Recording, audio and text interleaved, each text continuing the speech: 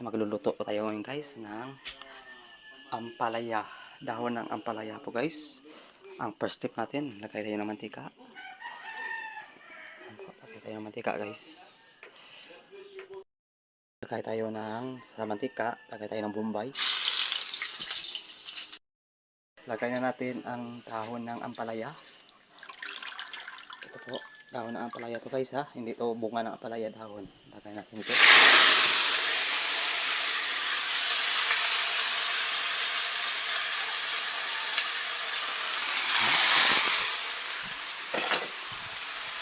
Haluin natin.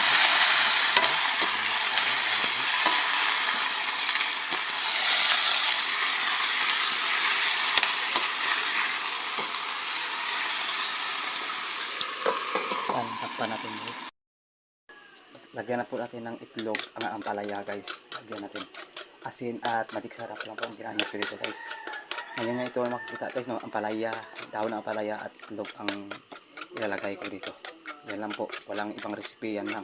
Itlog, magic sarap at asin at ampalaya.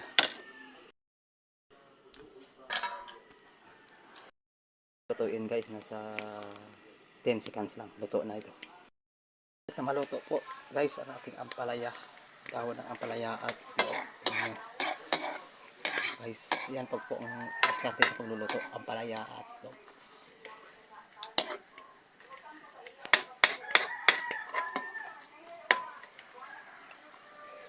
Guys,